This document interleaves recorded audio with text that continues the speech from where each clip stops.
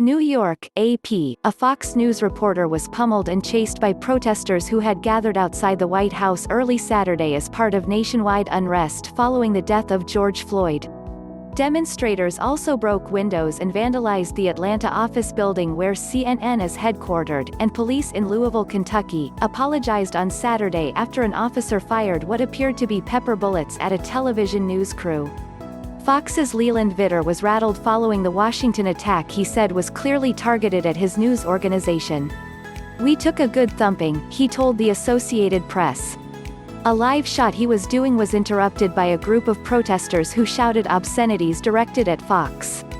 Flanked by two security guards, he and photographer Christian Galdabini walked away from Washington's Lafayette Park trailed by an angry group before riot police dispersed them. Vittert said there were no markings on him or the crew's equipment to identify them as from Fox. But he said during the demonstration, one man continually asked him who he worked for. He didn't answer, but the man found a picture of Vittert on his cell phone and shouted to other protesters that he was from Fox. The protesters stopped protesting whatever it was they were protesting and turned on us, he said, and that was a very different feeling. He compared it to when he was chased away from a demonstration in Egypt during the Arab Spring of 2011 by a group that shouted, "Fox News hates Muslims." A correspondent from the website The Daily Caller followed Vittert and the demonstrators as they left the park. At one point, someone took Vittert's microphone and threw it at his back. One woman chasing him wore a t-shirt that said, "I can't breathe," a reference what Floyd said earlier this week when a Minneapolis police officer pressed his knee against his neck. Vittert said he was extremely grateful to the Daily Caller for documenting the scene. Galdabini's camera was smashed. "They were putting themselves at risk," he said. "It makes me proud to do my job and to be a journalist," he said. "I'm proud to be an organization that is unyielding in our coverage. We're going to keep on telling our story and doing exactly what we're doing." Suzanne Scott, CEO of Fox News Media, said in a memo on Saturday that Fox was taking all necessary security precautions to protect its journalists covering the story. "We are truly living in unprecedented and transformative times, and freedom of the press is a vital element to the foundation of our society," Scott wrote.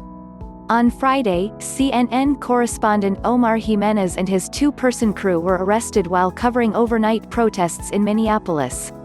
They were quickly released, and Minnesota Governor Tim Walz apologized to CNN. CNN's headquarters in Atlanta was targeted later Friday by a group of protesters who also fought with police and set cars afire. While police tried to keep them away from the CNN center, demonstrators broke windows there and scrawled obscene graffiti on the network's logo. In Louisville, Wave TV was on the air covering a demonstration when video showed a police officer aiming a rifle at reporter Caitlin Rust and her crew. She was heard yelling, "I've been shot. I've been shot," and described them as pepper bullets. Louisville police spokeswoman Jessie Halliday apologized for the incident, and said police would review the video for potential discipline. In Minneapolis on Saturday, a Swedish journalist was shot in the thigh with a rubber bullet, apparently from a police gun, while covering a protest, according to the Norwegian newspaper VG. AP correspondents Mike Stewart in Atlanta, Jari Tanner in Minneapolis and Bruce Schreiner and Dylan Loven in Louisville contributed to this report. From HuffPost.